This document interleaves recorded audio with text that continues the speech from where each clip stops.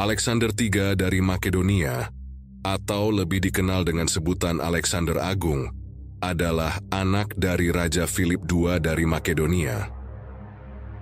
Alexander naik tahta sebagai raja pasca mangkatnya sang ayah pada 336 sebelum Masehi dan beranjak untuk menaklukkan sebagian besar wilayah dunia yang dikenal pada masanya. Gelaran agung setelah namanya menyatakan pengakuan baik atas kejeniusan militer maupun kecakapan diplomatis Alexander ketika berhadapan dengan bermacam ragam populasi asli dari wilayah yang ditaklukkan. Selain pengakuan tersebut, Alexander juga memiliki reputasi sebagai penyebar budaya, bahasa, serta pemikiran atau filosofi Yunani di sepanjang wilayah Asia Kecil, Mesir, Mesopotamia hingga India, sekaligus sebagai penggerak awal dimulainya era yang disebut sejarah dengan dunia Helenis atau Hellenistic World.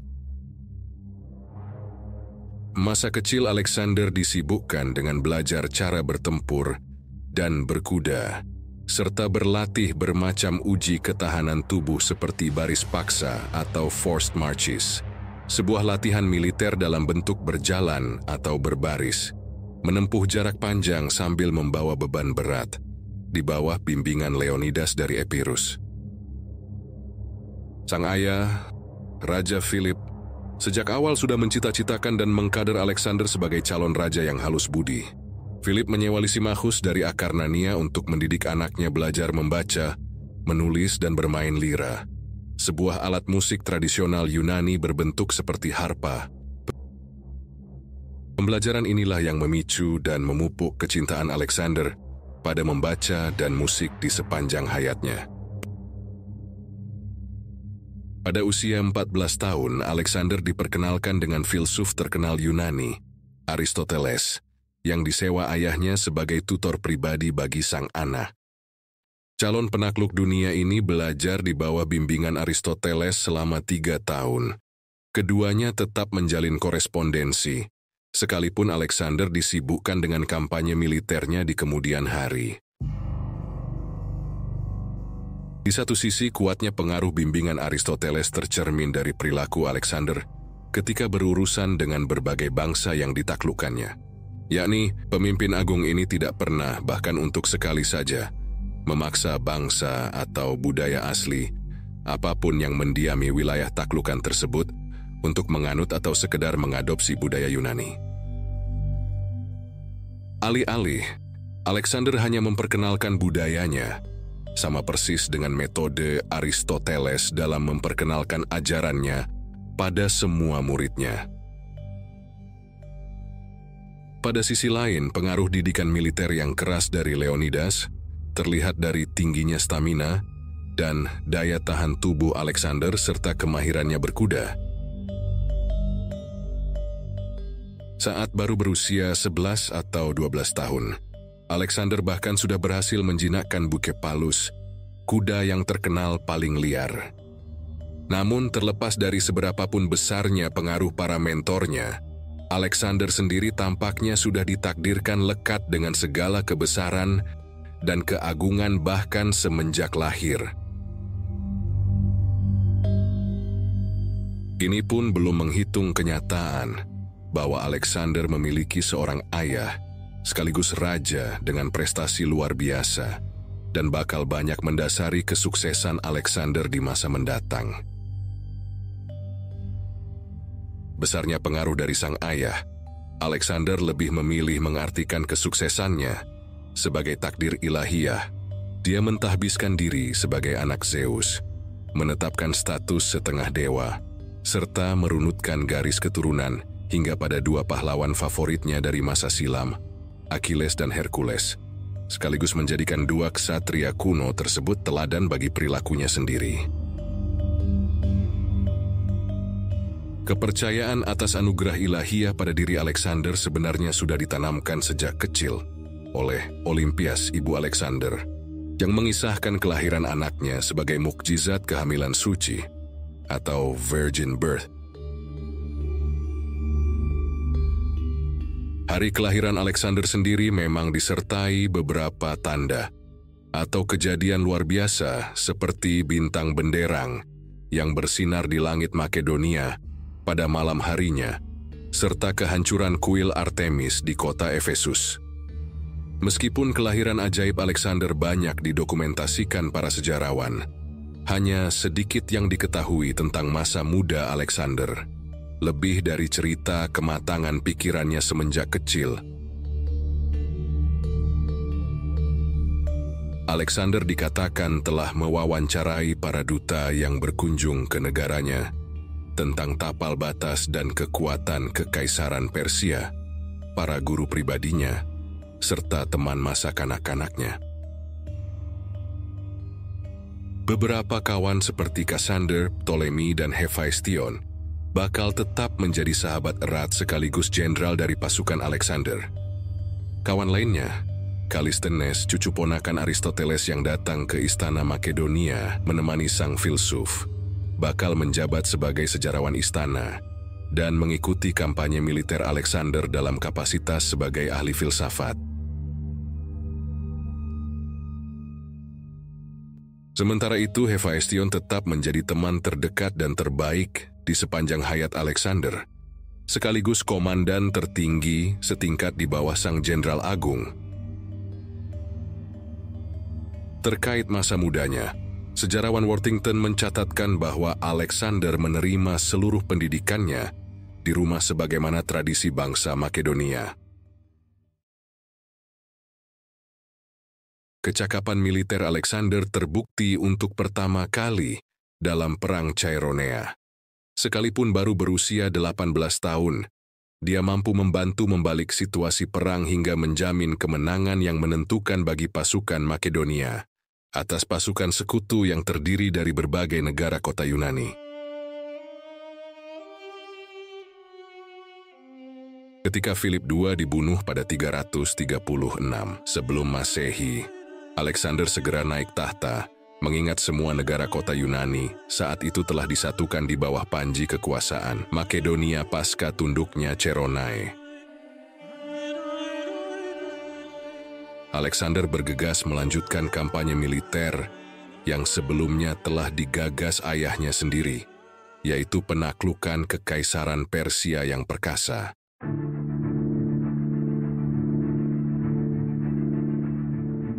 Berbekal pasukan berkekuatan 32.000 infanteri dan 5.000 kavaleri, Alexander menyeberang menuju wilayah Asia Kecil dan menaklukkan kota Baalbek seraya menamai kembali kota tersebut sebagai Heliopolis. Alexander juga berhasil membebaskan Efesus, kota Yunani yang berada di bawah cengkraman kekuasaan Persia, dan pada kesempatan yang sama juga menawarkan jasa untuk membangun kembali kuil Artemis, tidak lain adalah kuil yang rusak parah akibat dibakar pada malam kelahirannya sendiri. Namun itikat baik ini ditolak masyarakat kota Efesus. Pada 333 sebelum Masehi, pasukan Alexander berhasil mengalahkan tentara Raja Darius III dari Persia yang berjumlah lebih besar dalam Perang Issos, dan membuat Raja Darius melarikan diri dari medan pertempuran meninggalkan keluarganya. Alexander terus melanjutkan derap pasukannya merangsak Sidon, kota bangsa Fenisia, sebelum berlanjut menaklukkan kota Aleppo setahun kemudian. Alexander berhasil menguasai Syria, dan tahun berikutnya, wilayah Mesir pada 331 sebelum Masehi, sekaligus mendirikan kota pelabuhan terkenal di semenanjung Mesir, Alexandria.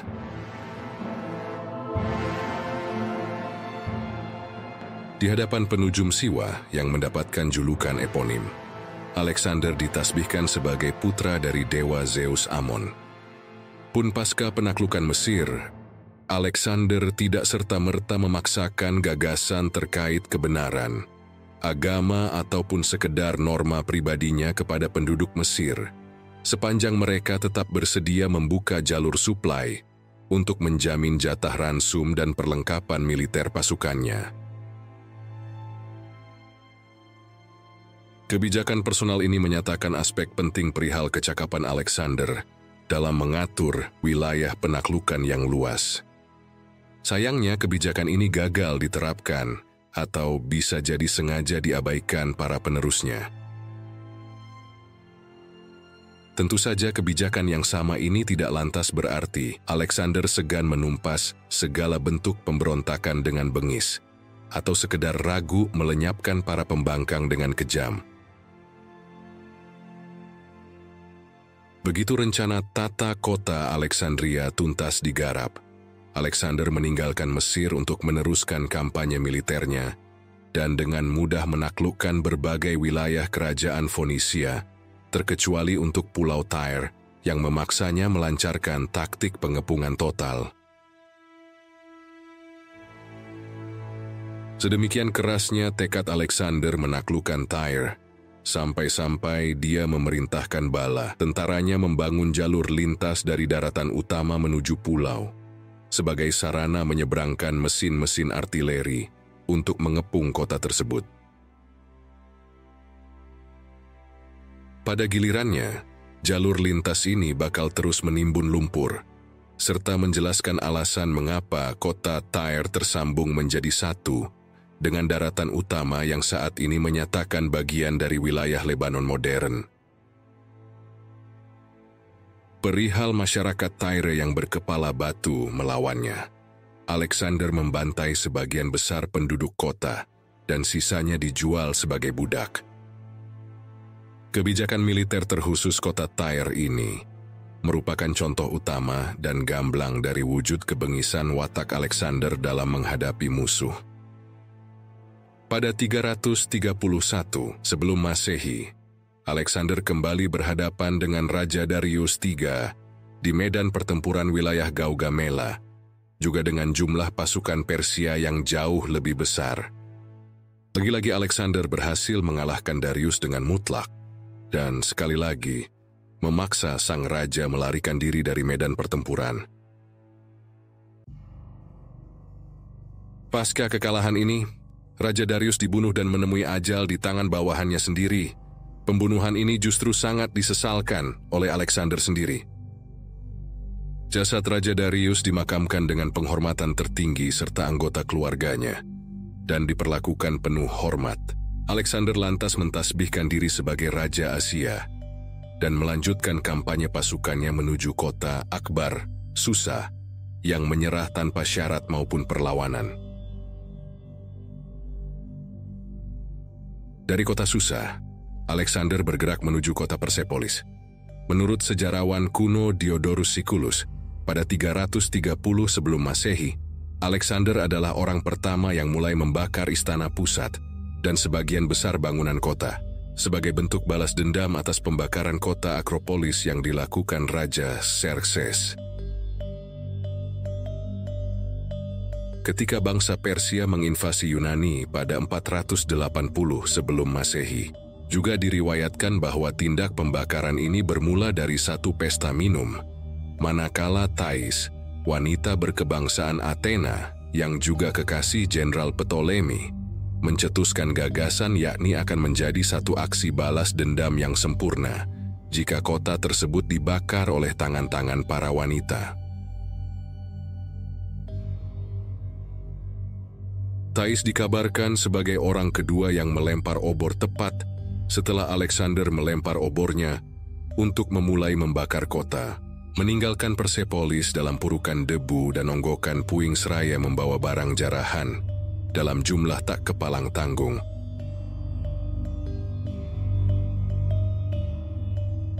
Alexander bergerak menuju kota Baktria dan Sogdinia, serta menundukkan kedua kota ini dengan mudah. Setahun kemudian Alexander mendirikan kota Alexandria Eskate di sekitar wilayah sungai Iaxartes, menghancurkan kota Xiropolis, dan mengalahkan bangsa Skythia. Pada masa-masa ini juga, Alexander banyak mendirikan kota baru yang mengadopsi namanya sebagai upaya penguatan pencitraan publik terhadap sosoknya sebagai dewa, sekaligus menobatkan diri sebagai Raja di Raja atau King of Kings, yakni gelar kehormatan yang biasa digunakan raja-raja dari periode Kekaisaran Persia pertama. Demi menjaga status tertinggi tersebut, Alexander tidak ragu menerapkan praktik proskinesis atau tradisi bangsa Persia yang memaksa siapapun untuk terlebih dahulu berlutut dan mencium tangan sebelum menyapa raja, bahkan bagi anggota tentaranya sendiri. Tak pelak pasukan Makedonia balik berangsur resah dan makin tidak nyaman, seiring kian jelasnya Alexander memuja dan mengadopsi budaya Persia. Keresahan internal ini sampai menetaskan percobaan pembunuhan atas Alexander, namun terbongkar sebelum sempat terlaksana. Mereka yang terlibat dieksekusi tanpa memandang kenyataan bahwa sebagian dari para konspirator ini juga termasuk sahabat lawas Alexander sendiri. Kallisthenes, cucu ponakan Aristoteles, merupakan salah satu korban ketika namanya ikut terseret dalam upaya makar tersebut. Clytus, negarawan sepuh yang pernah menyelamatkan nyawa Alexander dalam Perang Granicus, juga menerima nasib serupa. Melalui dua peristiwa berbeda dalam tahun yang sama, Alexander membunuh Kallisthenes dan Clytus masing-masing secara berurutan atas tuduhan pengkhianatan dan meragukan otoritasnya. Kegemaran Alexander yang suka minum melampaui batas sudah amat dikenal, dan terkait kematian Clytus, kebiasaan ini jelas amat berpengaruh terhadap kasus pembunuhan tersebut. Sebelumnya, baik Clytus maupun Kallisthenes diketahui makin tajam melontarkan kritik seiring makin kuatnya Alexander mengadopsi budaya Persia.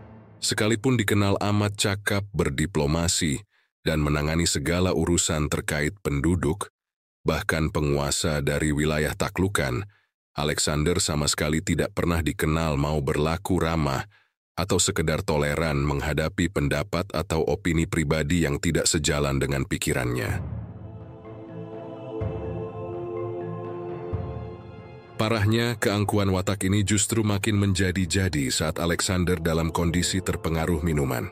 Alhasil, kematian Clytus tergolong singkat dan cepat setelah ditembus tombak yang dilontarkan Alexander, sementara Kallisthenes dijebloskan ke penjara dan bisa jadi meninggal saat dalam kurungan atau disalib.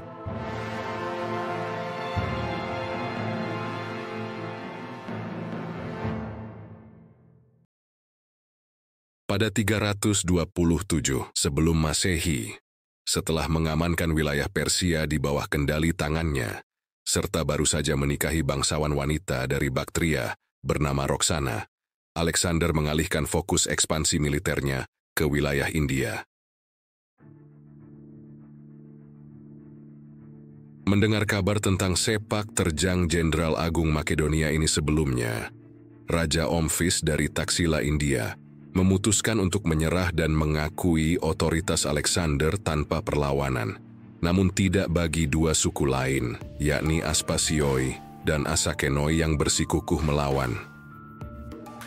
Dalam peperangan, Alexander berhasil mengalahkan kedua suku ini, sebelum akhirnya berhadapan dengan Raja Porus dari Purawa dalam Perang Sungai Hidaspes pada 326 sebelum Masehi. Porus menerjang pasukan Alexander dengan bala tentara gajah dan bertempur dengan sangat gagah berani, sekalipun akhirnya dipaksa mengakui keunggulan militer Alexander. Meskipun kalah, kegagahan Porus justru memicu kekaguman Alexander hingga melantiknya menjadi penguasa atas wilayah yang bahkan lebih besar dari kekuasaan Porus sebelum perang.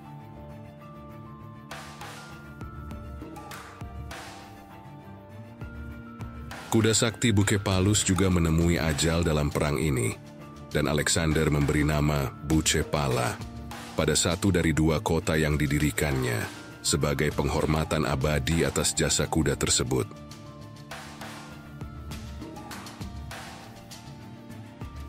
Alexander berniat melanjutkan penaklukan militernya dengan menyeberang Sungai Gangga. Namun anggota pasukannya yang kehabisan tenaga pasca pertempuran hebat melawan Raja Porus, balik membangkang titah sang jenderal dan menolak bergerak maju. Alexander berupaya keras melakukan segala ragam bujukan, namun tetap gagal memenangi hati bala tentaranya, hingga terpaksa menuruti keinginan mereka dan membatalkan rencana penaklukan India. Dia membagi dua kekuatan pasukan dengan memulangkan setengah jumlah tentaranya menuju Susa menggunakan jalur laut, melalui Teluk Persia di bawah komando Laksamana Nearchus, dan membawa balik separuh sisanya dengan bernapak tilas melintasi gurun Gedrosia.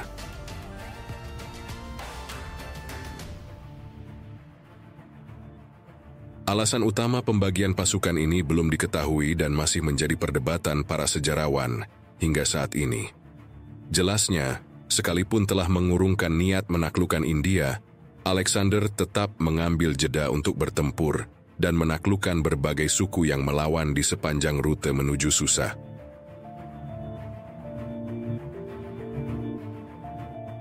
Pada gilirannya, ganasnya medan gurun ditambah banyaknya pertempuran yang dihadapi mengharuskan Alexander dan pasukannya membayar dengan harga amat tinggi, yakni kehilangan bala tentara dalam jumlah signifikan saat mereka mencapai gerbang kota Susa pada 324 sebelum Masehi.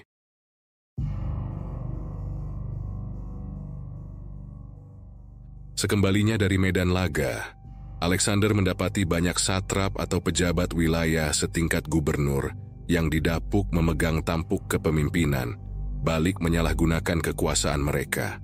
Kejahatan ini segera direspon dengan terbitnya perintah eksekusi atas semua pejabat korup, termasuk bagi mereka yang berani menjarah dan merusak makam Cirus yang agung di bekas ibu kota Kekaisaran Achaemenida, Pasargadae.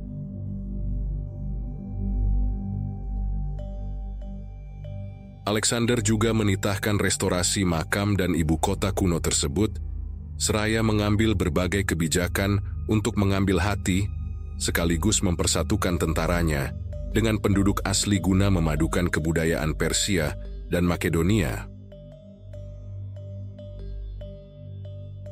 Salah satu kebijakan ini adalah melaksanakan perkawinan massal di kota Susa, dengan menikahkan para pejabat senior Makedonia dan wanita bangsawan dari Persia.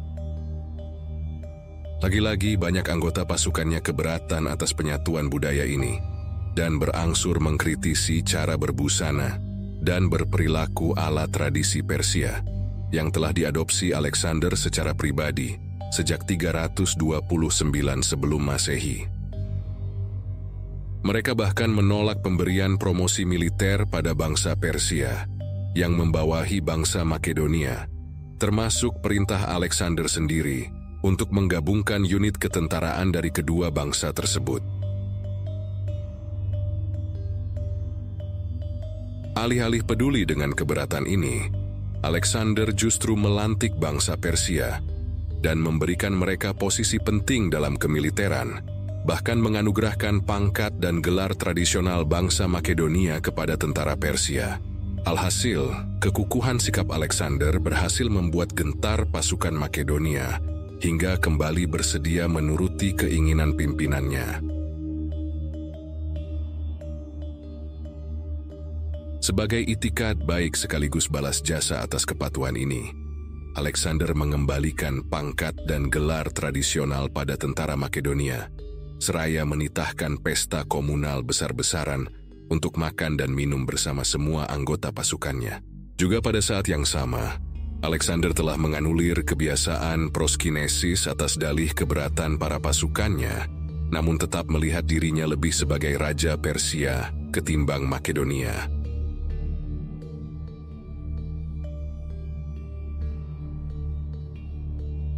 Pada masa yang bersamaan, Hephaestion, sahabat sepanjang hayat sekaligus pemegang komando tertinggi setelah Alexander, wafat akibat sejenis demam meskipun ada laporan yang menyebut penyebab kematiannya akibat diracun.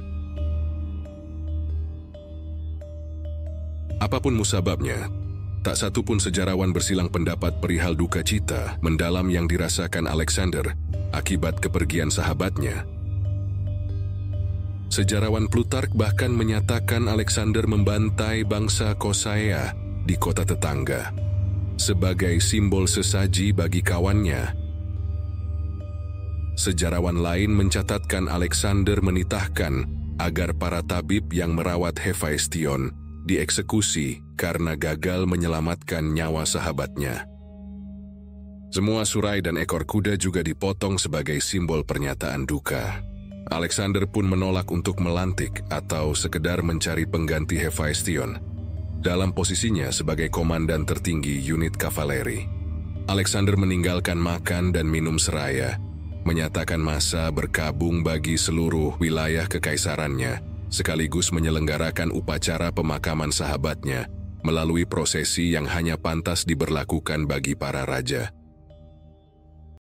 Pulih dari masa berkabung, Alexander kembali mengalihkan perhatian pada rencana meluaskan wilayah kekaisarannya. Namun gagasan ini tidak pernah terwujud. Hanya berjarak lebih kurang setahun pasca Hephaestion wafat, atau tepatnya pada 10 atau 11 Juni 323 sebelum Masehi, Alexander mangkat di Babylon pada usia 32 tahun, setelah menderita demam tinggi selama 10 hari. Berbagai teori meruak perihal musabab kematian Alexander seperti diracun, terserang malaria, akibat meningitis, hingga infeksi setelah meminum air yang terkontaminasi.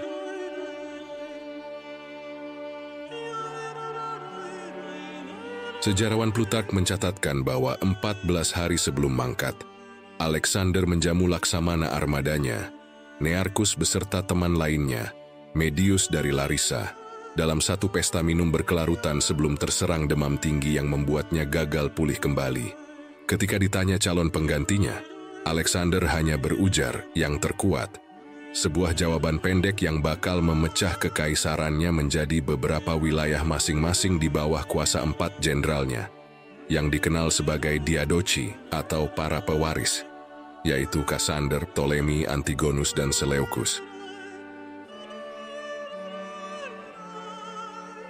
Akan tetapi, baik sejarawan Plutark maupun Arrian sepakat menyatakan bahwa Alexander sebenarnya berniat mewariskan tampuk kekuasaan pada Perdikas, yakni sahabat kental Hephaestion, yang mendapat kehormatan mengusung jenazahnya bersama Alexander sendiri dalam prosesi pemakaman di Babilonia.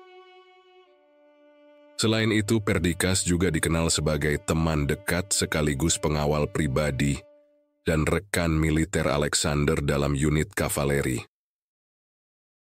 Atas dalih kedekatan inilah gagasan suksesi tersebut bisa sangat mungkin terjadi mengingat kebiasaan Alexander yang suka memberi berbagai hadiah dan beragam anugerah pada orang-orang terdekatnya, karenanya menjelaskan dasar pilihan atas Perdikas dibanding teman lainnya.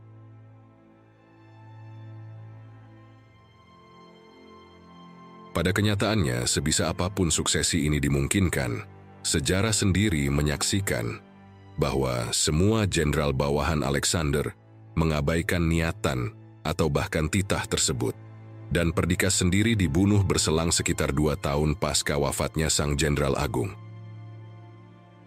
Cassander, notabene sahabat lawas Alexander sendiri, bakal menerbitkan titah eksekusi pada anggota keluarga sang jenderal, yakni atas sang istri Roxana dan putranya dari Alexander serta sang ibu Olympias, semuanya demi mengamankan tahta sebagai Raja Makedonia yang baru.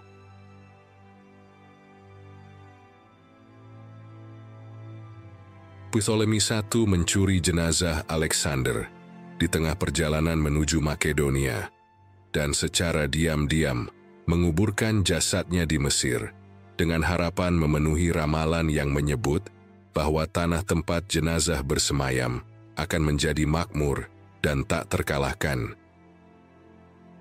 Benar tidaknya ramalan tersebut, jelasnya Ptolemy berhasil mendirikan dinastinya sendiri, yaitu dinasti Ptolemy atau Ptolemaic dinasti di Mesir, dan bertahan hampir 3 abad hingga berakhir pada 30 sebelum Masehi, atau bertepatan dengan mangkatnya Cleopatra VII. sebagai keturunan terakhir Ptolemy.